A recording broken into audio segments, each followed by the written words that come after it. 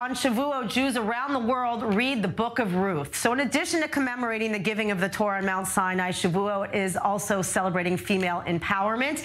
And joining us now is a very empowered woman, Lori Palatnik, my good friend and the founding director of Momentum. She's personally responsible for bringing women here every year and so much more. It's good to see you, albeit not in person today. Oh, Emily, you look fantastic. I miss you. I miss you too. You look fantastic as well. Now, let's talk about, we've been talking about this for years. Explain the connection between the biblical matriarch Ruth and the Book of Ruth to Shavuot, which is connected to giving of the Torah during the Mount Sinai. How are they connected? Okay, so it's not as well known, but it's a very female-centric Chag, Yom Tov, a holiday that really is about female empowerment. The story of Naomi and Elimelech, and they leave Judea with their two sons because there's a famine, and they go to Moab. And their two sons end up marrying two Moabite princesses. Now, Elimelech, Naomi's husband, it was not a good, he was a leader amongst the Jewish people, and it wasn't good that he left, and he quickly died. And part of what we learn and understand is because he left for the wrong reasons. And then her two sons also die. So now here's Naomi, and she's a widow, and she's got these two daughter-in-laws, and she's impoverished, she's a widow, and she's leaving. She's going back to Israel. And so her two daughter-in-laws come and run after her. Who are the two daughter-in-laws? One is Ruth, and one is Orpah.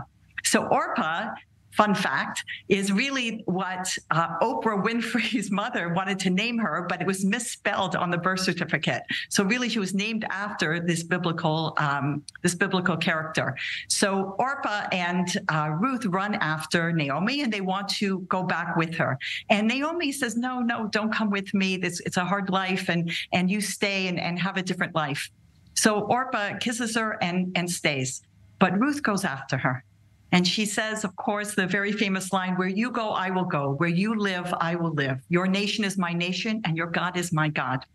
So she comes, and which is really the most unbelievable mother-in-law, daughter-in-law relationship ever, the most loving, the most committed. And she comes after, and we understand, and later on, we read this at Shavuot, because here is Ruth, the epitome of what it means to join the Jewish people, to be a convert, to say, "I'm a Jew by choice, and I'm with you no matter what." Even though she was a Moabite princess, she left everything.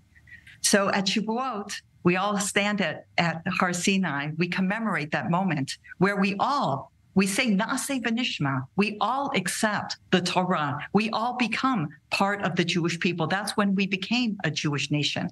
So interestingly, that again, something you probably didn't learn in Hebrew school is that you see at Har Sinai, at the first chapter on Shavuot morning, what we read from the Torah, when we talk about the Jews at Har Sinai, national revelation. So it's God tells Moshe to tell the Jewish, to say to Beit Yaakov, to present this, to say this Torah to Beit Yaakov and tell it to Bnei Yisrael, to the children of Israel. So whenever Beit Yaakov, the house of Jacob, is mentioned in Tanakh, in the Bible, it refers to the Jewish women. But the question is why? Emily, why do you think why? Why did the Jewish women receive it before the men? Because women can be trusted to make good decisions. So listen, where we think men are amazing, they're unbelievable. I don't know if it was a lack of trust. And some people say, oh, it's because we were not part of the golden calf, the sin of the golden calf. So they did the golden calf and we didn't. No. It's much stronger than that. Because in our work, we understand that if God would have brought it to the men, and the men said, great, we'll take this Torah. But the women say, no, I'm sorry. Like, this looks like a lot of work at Pesach. We'll pass. Does the Torah go on? No. But if you sell the Jewish women and the women say, yes, we'll take this Torah, even if the men say, no, I'm not so sure, it's a done deal. And Lori, we also know, Ruth represents the idea of total certainty, not knowing what the outcome is, but having a faith and a certainty that also enabled her to be chosen by Hashem to really be the ancestor of King David and on down the line. So that's a very important thing that people also don't realize. So it's interesting because if you think about it, Har Sinai, when we said, we said, Na'aseh v'nishma, we will do and we will understand. And we get this from Ruth. It's like I could teach you all about Sukkot from beginning to end, all the laws, all the customs, but unless you dwell in a sukkah, like being a Jew is participating. So normally you would say, I will understand and then I'll do. But no, Judaism says, I will do and I will understand. You have to have both. But there's something called emunah pshuta, like it's like a simple truth. Like when you know something so deep when you know something to be true and right.